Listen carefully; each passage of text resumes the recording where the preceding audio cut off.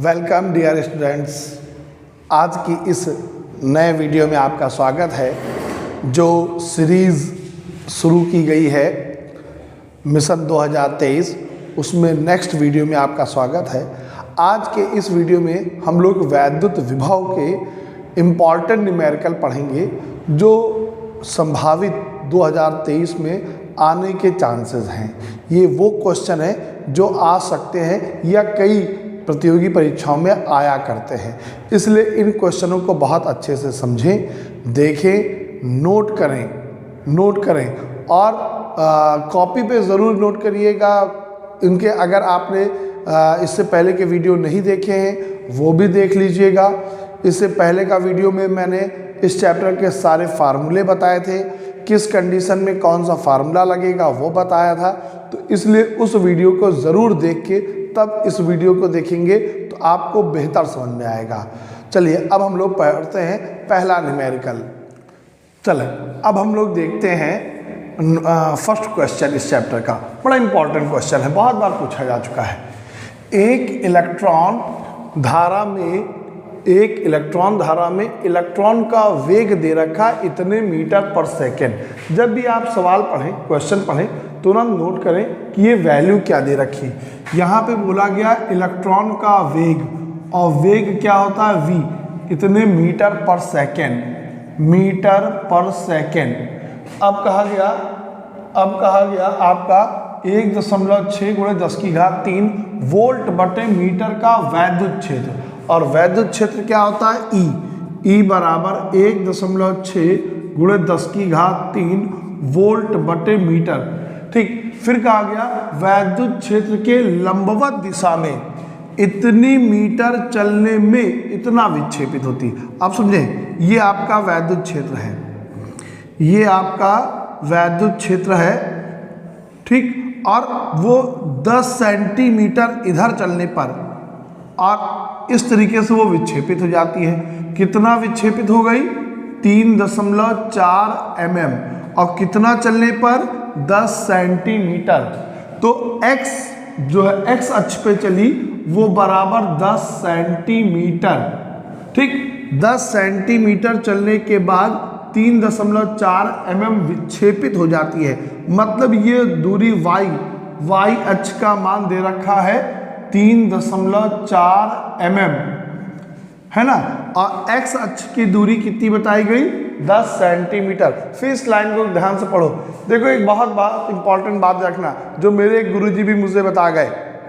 Question बहुत इत्मीनान से पढ़ो तो आंसर जल्दी निकलता है, और अक्सर आप गलत कर बैठते हैं। क्वेश्चन बहुत जल्दी से पढ़ते हैं, इसलिए आंसर बहुत धीमे धीमे निकलता है।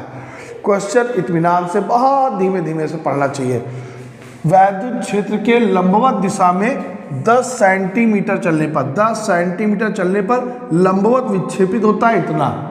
ठीक, अब ये है मीटर में और ये सेंटीमीटर, ये मिलीमीटर, एक ही यूनिट में होना चाहिए। तो 10 सेंटीमीटर को मीटर बनाओ 10⁻⁻2 या 10⁻⁻1 मीटर। मिलीमीटर को चेंज करो मीटर में 10⁻⁻3। ठीक, आपकी वैल्यू हो गई।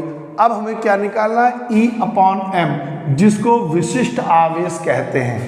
E/m को विशिष्ट आवेश कहा जाता है। हमको विशिष्ट आवेश निकालना है। तो अब देखो इसकी कंडीशन कौन सी है कि इलेक्ट्रॉन मतलब आवेशित कण चुंबकीय वैद्युत क्षेत्र में चल रहा है और विक्षेपित हो रहा। कैसे विक्षेपित हो रहा है? इसका रास्ता कैसा है? परवलयाकार। कैसा रास्ता है? परवलयाकार। तो आपने कोई फार्मूला क्या ऐसा पढ़ा है? कल मैंने आपको पढ़ाया था एक कि इलेक्ट्रॉन का पथ परवलयाकार होता है। इलेक्ट्रॉन का पथ परवलयाकार होता है। फार्मूला आपने पढ़ा था y बराबर QE(x²/2mv²। इलेक्ट्रॉन का पथ परवलयाकार होता है। आपने कल इसका फार्मूला पढ़ा था। ठीक, अब यहाँ पे हमको E/m, स्मॉल एक इलेक्ट्रॉन के आवेश को E माना गया, तो हमको Q/m की वैल्यू निकालनी है।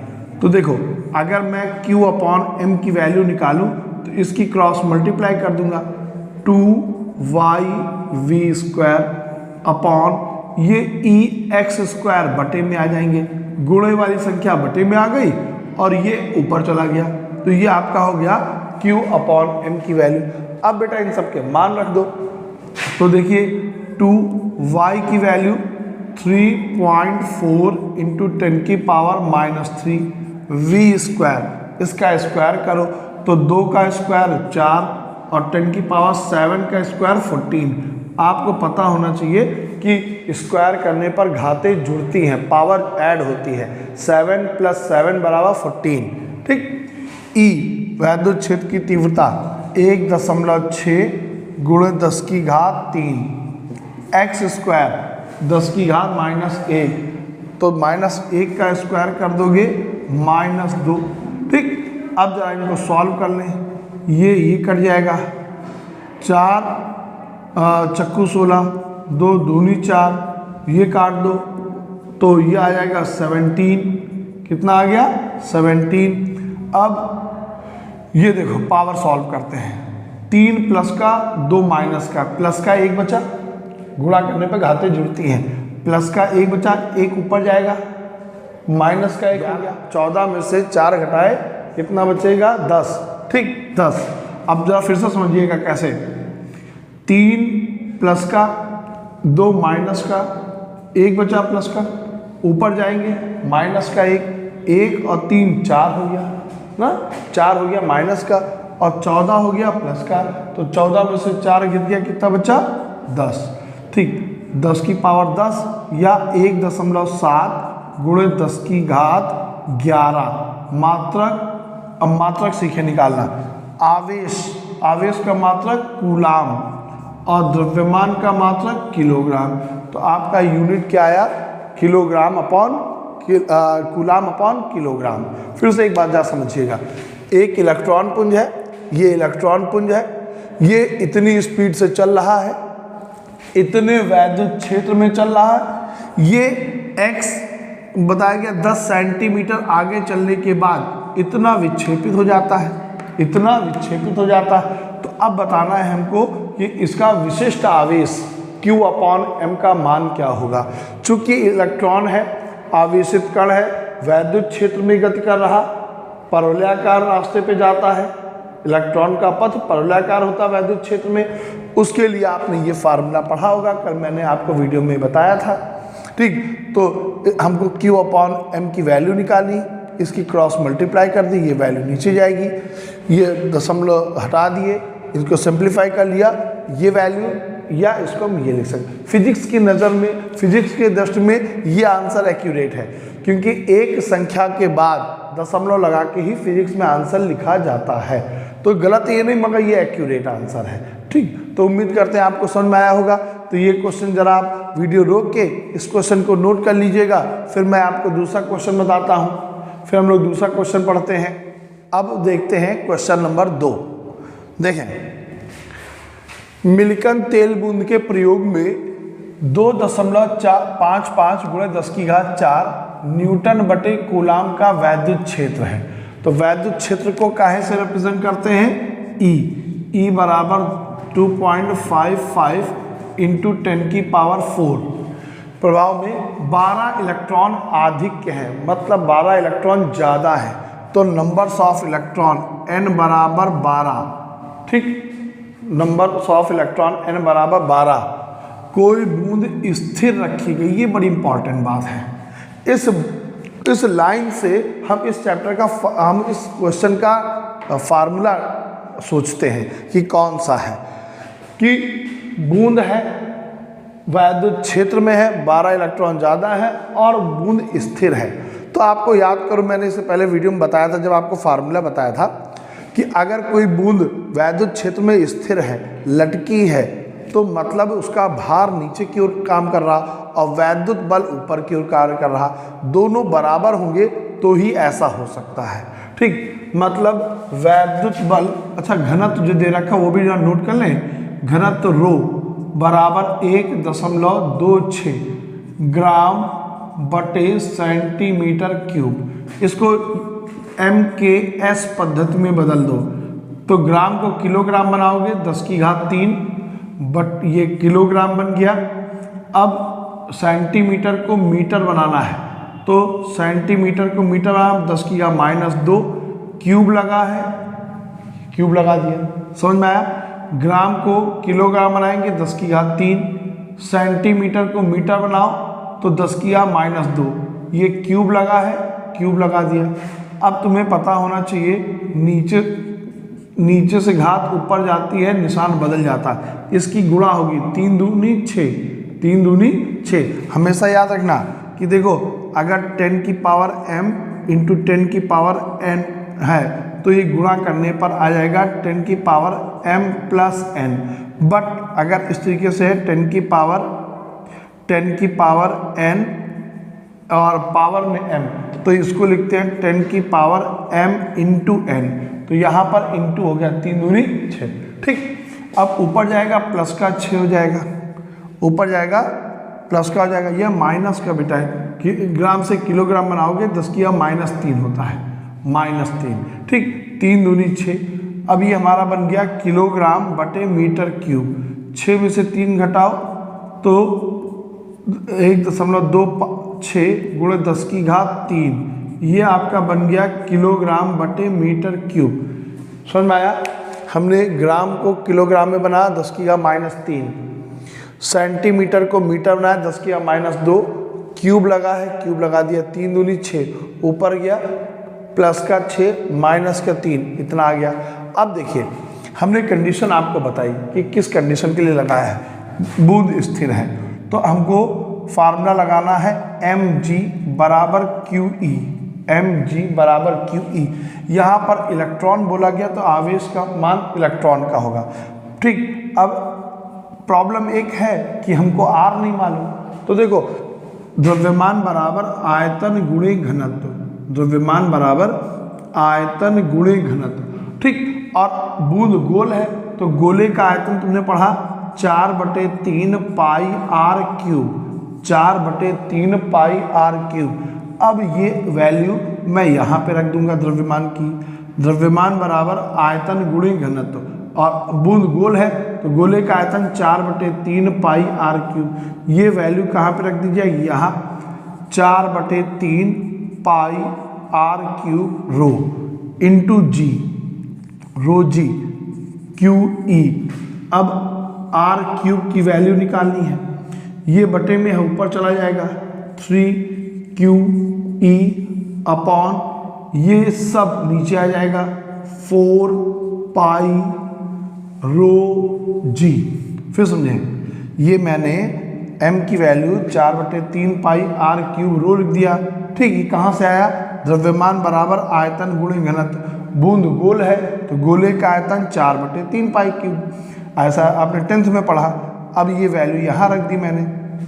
अब r क्यूब की वैल्यू निकालनी है, त्रिज्या, इसकी क्रॉस मल्टीप्लाई कर दी ऊपर और ये बाकी सब नीचे आ जाएगा।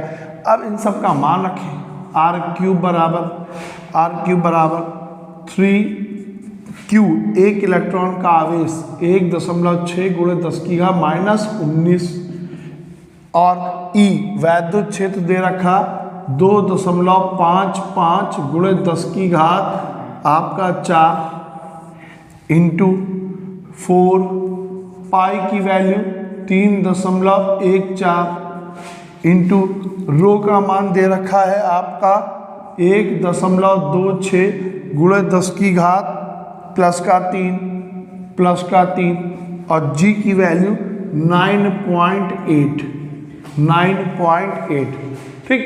अब जब आप इसको सॉल्व करोगे, सॉल्व करने पे आएगा 946 गुणे 10 की घात -21।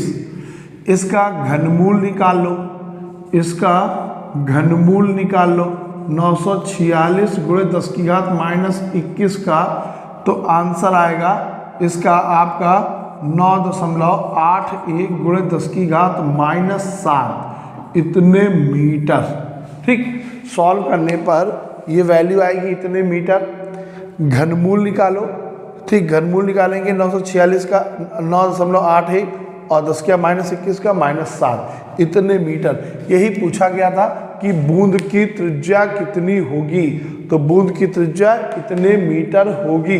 ज़रा सा जल्दी से नोट कर लें इस क्वेश्चन को और वीडियो रोक के आप फटाफट फिर अगला क्वेश्चन मैं आपको बताता हूँ भैया। ठीक, चले अब हम लोग देखते हैं क्वेश्चन नंबर 3 जो 1 नंबर में आया करता है अक्सर। बड़ा आसान सा क्वेश्चन है। 1 सेंटीमीटर त्रिज्या के गोले को 1 कूलाम आवेश दिया जाता है, तो गोले के पृष्ठ पर विभव की गणना करो। गोले के पृष्ठ पर विभव की गणना करो। गोले के अंदर ध्यान रखना विभव 0 होता है। ठीक, अब हमको निकालना इसके पृष्ठ पर विभव कितना होगा। 1 सेंटीमीटर त्रिज्या, सेंटीमीटर को मीटर बना लो तो 10 की घात -2 मीटर याद रखना। 1 कूलाम आवेश, आवेश को Q से रिप्रेजेंट किया जाता है 1 कूलाम। अब आपको दूरी भी दे रखी, आपको आवेश भी दे रखा, आपको विभव निकालना है। तो ऐसा फार्मूला सोचो, विभव के आपने 2-4 फार्मूले कल पढ़े थे। ऐसा फार्मूला सोचो जिसमें आवेश भी आता हो, जिसमें त्रिज्या भी आती हो। जब तक मैं आपको बता रहा हूँ तब तक आप अपनी कॉपी पर जल्दी से नोट करो, सोचो कौन सा फार्मूला यहाँ पे इस्तेमाल हो सकता है। फिर मैं अभी लिखूँगा तो आप टैली करना कि आप सही थे या नहीं, है ना। जब दूरी दे रखी, आवेश दे रखा, तो मैं फार्मूला लगाऊंगा भैया बिंदु आवेश के कारण वैद्युत विभव V बराबर 1/4 पाई एप्सिलॉन नॉट Q/R। बताएं कितने लोग कि इन्होंने सही सोचा था फार्मूला, मुझे कमेंट बॉक्स में बताइएगा कि आपने क्या सही सोचा था फार्मूला। अब 1/4 पाई एप्सिलॉन नॉट का मान कुछ होता है, कितना होता है 9 × 10 की घात 9। आवेश Q की वैल्यू कितनी दे रखी 1 कूलाम और त्रिज्या दे रखी -2।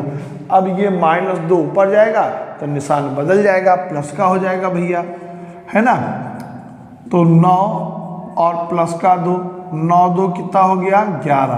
तो कितनी वैल्यू आपको मिली, वो विभव V बराबर 9 × 10 की घात 11। मात्रक क्या होगा विभव का, विभव का मात्रक वोल्ट होता है ना। तो इसकी पूछा गया था कि गोले के पृष्ठ पर विभव की गणना करो, तो गोले के पृष्ठ पर विभव कितना मिलेगा आपको 9 × 10 की घात 11। आपको जब भी कभी दूरी दे रखी हो, जब भी कभी आवेश दे रखा हो, तब आप यही फार्मूला लगाएंगे। 1/4 पाई एप्सिलॉन नॉट का मान दे रखा है। ठीक, चलें अब हम लोग ये क्वेश्चन आप नोट कर लें, फिर उसके बाद हम लोग नेक्स्ट क्वेश्चन की ओर बढ़ते हैं। अब हम लोग क्वेश्चन पढ़ते हैं, क्वेश्चन नंबर 4। ठीक, जो एक परिपथ से संबंधित है। क्वेश्चन दिया गया है कि ये चित्र दे रखा होगा, ये आपका बिंदु एक A है और ये आपका एक बिंदु B है। इसके बीच हमको कुल विभवांतर निकालना है, A और B के बीच विभवांतर कितना होगा। जबकि इसमें 2 एम्पियर की धारा प्रवाहित की जा रही है, ऐसा बताया गया। इसमें 2 एम्पियर की धारा प्रवाहित की जा रही है। पहला प्रतिरोध 2 ओम है, दूसरा प्रतिरोध 1 ओम है, तीसरा प्रतिरोध भी 1 ओम है। यहाँ पर 3 वोल्ट का विभवांतर है, यहाँ पर 2 वोल्ट का विभवांतर है। तो ज़रा एक चीज़ ध्यान देखो, आपको इससे पहले वीडियो में मैंने बताया है कि हमेशा बड़ी जो लाइन होती है वो हाई वोल्टेज का सिरा होता है, छोटी लाइन लो वोल्टेज का सिरा होता है। हाई वोल्टेज से लो वोल्टेज में जाता है आपका धारा। ठीक, सर्किट जब कभी भी बड़ी लाइन, ध्यान सुनिएगा बहुत इंपॉर्टेंट बात बता रहा हूँ। ठीक, यहाँ पर ये छोटी लाइन का सिरा हमको बड़ी लाइन से जोड़ना था। ठीक, मगर ये क्या हुआ, दोनों माइनस टर्मिनल एक साथ जुड़ गए। ठीक, दोनों, बल्कि यहाँ पे जुड़ना था प्लस वाला। तो जब कभी ऐसा हो, ध्यान समझिएगा कि ये आपका इस तरीके से जुड़ना था, जब कभी ऐसा हो, ठीक, तो हमेशा बैटरियों का विभवांतर जुड़ता है, प्लस होता है। और जब कभी ऐसा हो कि लो वोल्टेज से जुड़ जाए और हाई वोल्टेज से जुड़ जाए, जैसे ये माइनस सिरा, ये कभी हो जाए, तो हमेशा विभवांतर घट जाता है। तो हमेशा विभवांतर घट जाता है। ठीक, जब ये हाई वोल्टेज लो से जुड़े, लो हाई से जुड़े, जुड़ेगा विभवांतर। मगर हाई हाई से जुड़ जाए या लो सिरा, लो वोल्टेज वाला सिरा लो वोल्टेज से जुड़ जाए, हाई वोल्टेज वाला सिरा हाई वोल्टेज से जुड़ जाए तो फिर उस समय विभवांतर घटेगा। अब इसको सॉल्व कैसे करेंगे? इसका फार्मूला सिद्धांत है ओम का नियम, V बराबर आई आर, V बराबर आई आर। देखें हम निकालते हैं ए बी के बीच कुल विभवांतर। V बराबर I का मान 2, R का मान कितना 2, ठीक। तो ये V की वैल्यू निकल आई ना, V बराबर आई आर, तो ये V निकला हमारा, यहां से यहां तक का V निकल आया। अब प्लस ये ऑलरेडी 3 वोल्ट पहले दे रखा है, ऑलरेडी 3 वोल्ट दे रखा, प्लस फिर देखो इसमें इस श्रेणी क्रम में है, श्रेणी क्रम में सदैव धारा का मान समान रहता है। फिर इंपॉर्टेंट बात ये भी नोट करते रहें, श्रेणी क्रम में धारा का मान समान और समांतर क्रम में विभवांतर का मान समान होता है, ठीक। श्रेणी क्रम में है तो यहाँ भी धारा 2 एम्पियर जाएगी, तो धारा गुणे प्रतिरोध, ठीक। ये हमें V आया। अब यहाँ पे आना चाहिए था प्लस, मगर यहाँ पे माइनस और माइनस वाला सिरा एक साथ लग गया, इसलिए ये क्या हो जाएगा, माइनस में आ जाएगा, ठीक। अगर यहाँ पे प्लस होता और ये माइनस होता तो यहाँ भी प्लस होता, क्योंकि लो हाई से जुड़ गया, मगर यहाँ माइनस यहाँ भी माइनस, तो इसलिए ये माइनस हो गया, ठीक। प्लस यहाँ भी करंट कितना जाएगा 2 एम्पियर का, और इसमें धारा कितनी बहेगी, कितना धारा कितनी है 2 एम्पियर, और प्रतिरोध कितना 1। अब इसको आप सॉल्व कर लें, आंसर आ जाएगा। तो V ए बी बराबर 2 दूनी 4 प्लस 3, 2 एकम 2 minus 2 plus 2 minus 2 plus 2 cut गया भाई, 4 3 7 और 2 9 मात्रक वोल्ट। तो ए बी के बीच विभवांतर हमारा कितना आया 9 वोल्ट। क्या कंफर्म हुआ? फिर बहुत अच्छे से समझिएगा, जब इस तरीके से सर्किट दे रखा हो, ये प्लस माइनस ये प्लस माइनस, तो सदैव दोनों विभवांतर को जोड़ दिया जाएगा, ठीक।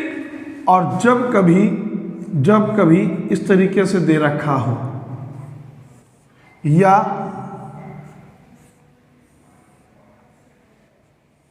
इस तरीके से, ये देखिए माइनस माइनस से जुड़ गए, प्लस प्लस से जुड़ गए, जब कभी ऐसे दे रखा हो तो उस समय विभवांतर इसका जो है वो घटेगा, ठीक। ये बात आप नोट कर लीजिएगा अपने नोट्स में, आपको आगे बहुत जगह सरल परिपथ अभी चैप्टर पढ़ाऊंगा जहां बहुत काम आएगा। तो इस क्वेश्चन को नोट कर लें, वीडियो रोक करके फिर हम नेक्स्ट क्वेश्चन पढ़ते हैं। चलिए अब हम लोग पढ़ते हैं क्वेश्चन नंबर 5।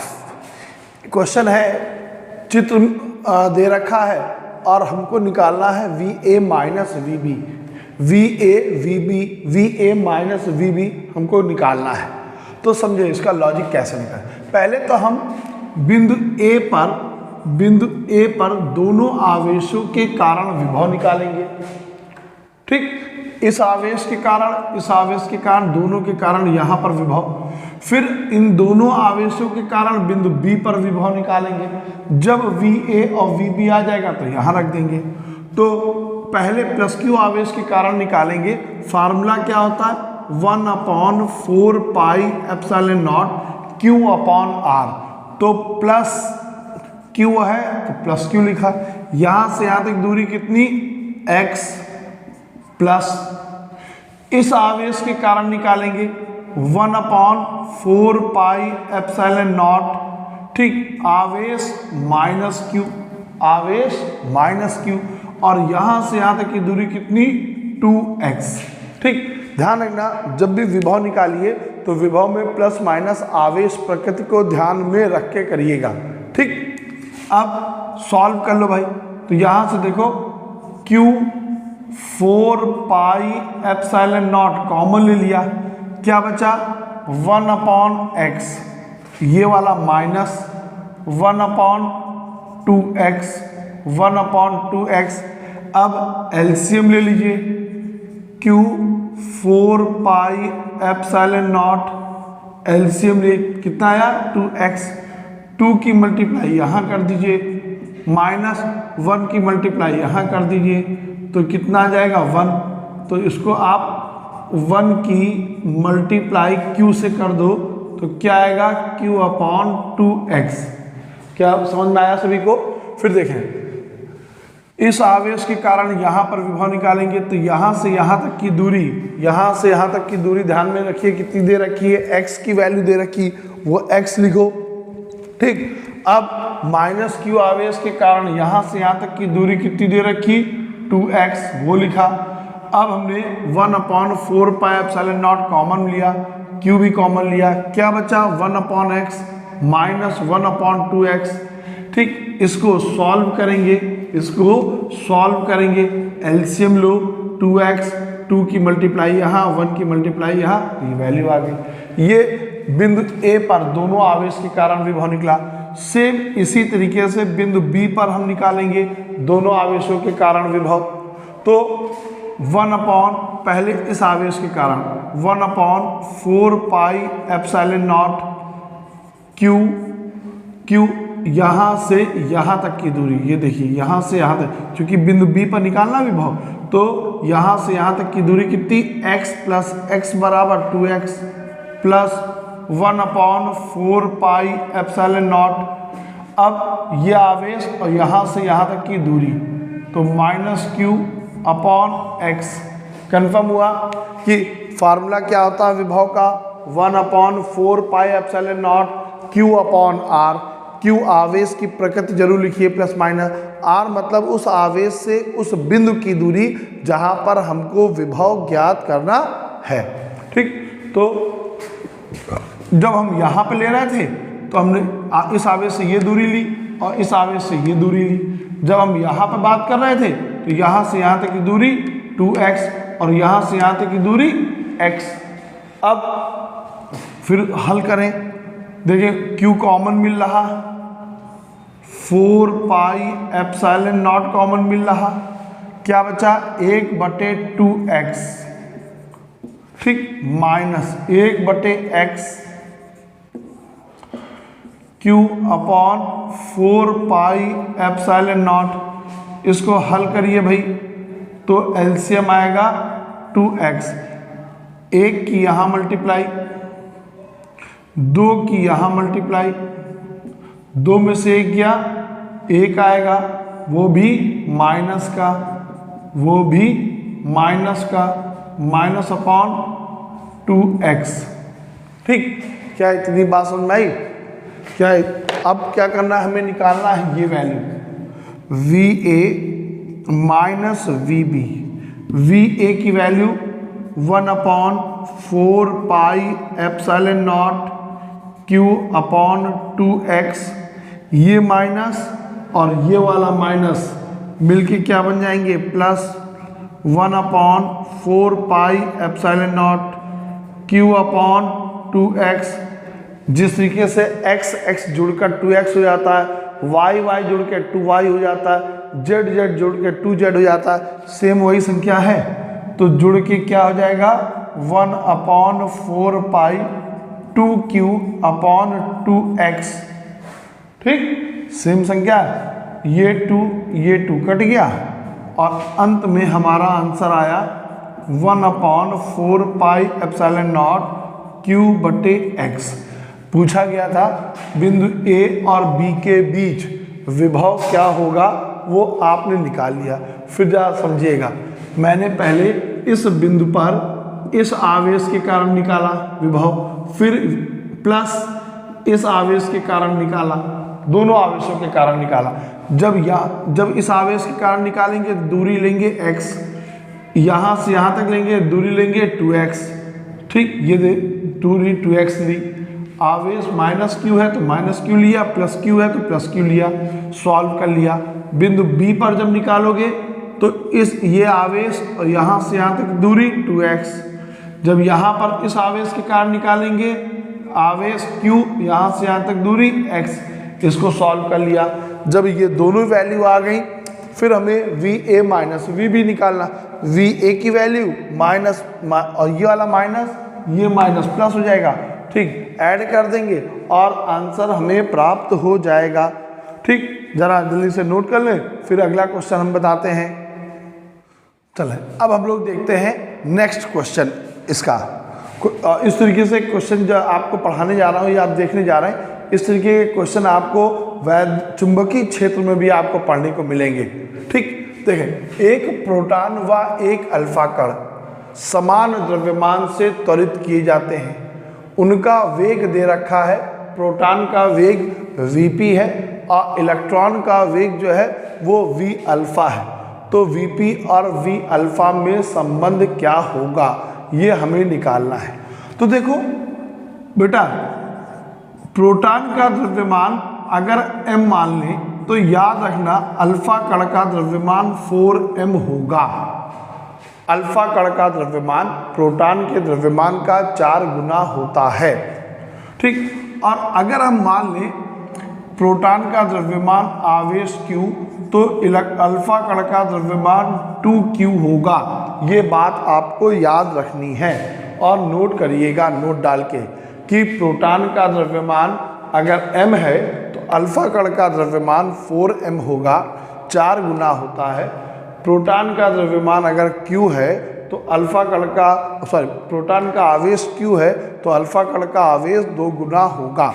अब हम गतिज ऊर्जा की बात करें। गतिज ऊर्जा का सूत्र K बराबर हाफ mv²।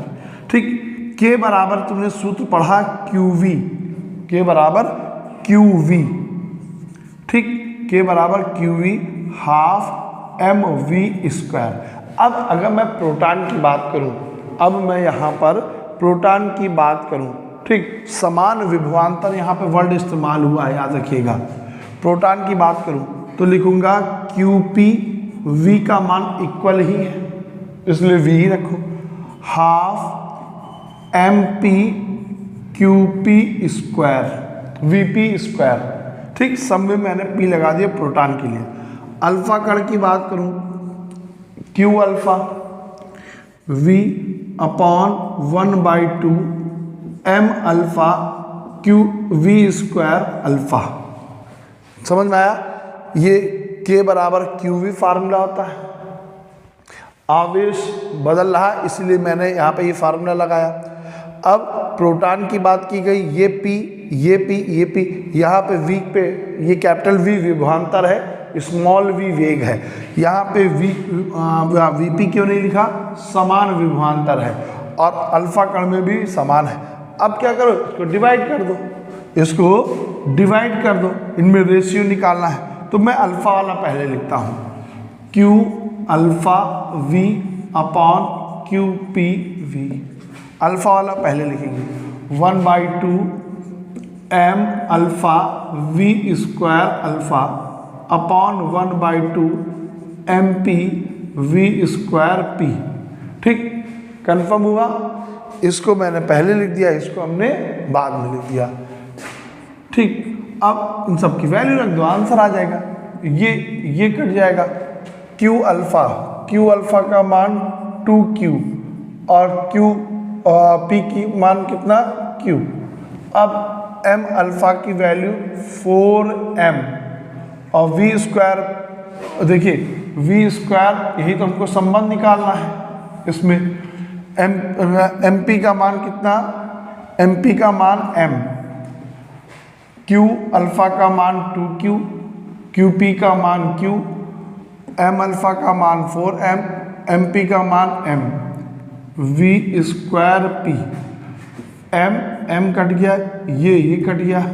ठीक, 1 जा 2 जा कट गया, ये नीचे ले आओ, 1/2 V² alpha upon V²P। Square हटाओ, इस पर रूट लगाओ, V² alpha upon V²P। Sorry, square नहीं लगाएंगे क्योंकि हमने रूट लगा दिया, स्क्वायर हटा।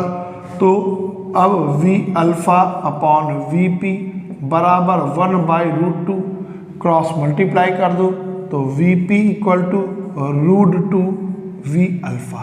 पूछा गया था अल्फा और प्रोटॉन और अल्फा कण में संबंध क्या होगा, वेग में। तो जो प्रोटॉन का वेग होगा वो आपका अल्फा कण के वेग का √2 गुना होगा। ठीक, समझ में आया कि हमने, आप चाहो तो इसको ऊपर रख के इसको नीचे रख सकते हैं। मैंने इसलिए उसको रखा क्योंकि इसकी वैल्यू ज़्यादा है। ठीक है, वैल्यू ज़्यादा है, बटन कर दिया, सबका मान रख दिया, जो कट सकता था काट दिया। अब इसको ये वैल्यू आई, स्क्वायर हटाया, रूट लगाया। अब ये वैल्यू हम ऐसे लिख सकते हैं, 1 का √1, √2 का √2, तिरछी गुणा कर दी हमने, तिरछी गुणा कर दी तो ये आंसर आया। ठीक, तो ये क्वेश्चन नोट कर लीजिए। उम्मीद करते हैं इस वीडियो में मैंने जो आपको क्वेश्चन बताए वो आपको समझ में आएंगे। चूँकि वीडियो बहुत बड़ा ना हो, आपको वीडियो बहुत बड़े अच्छे नहीं लगते हैं, आप थक जाते हैं, इसलिए मैं सिर्फ वीडियो आधे घंटे के बना रहा हूँ, छोटे छोटे बना रहा हूँ, जिसमें मात्र 5 से 7 क्वेश्चन रख रहा हूँ। तो इसलिए अब हम लोग अभी इस चैप्टर के और भी न्यूमेरिकल इंपॉर्टेंट हैं वो हम नेक्स्ट वीडियो में पढ़ेंगे।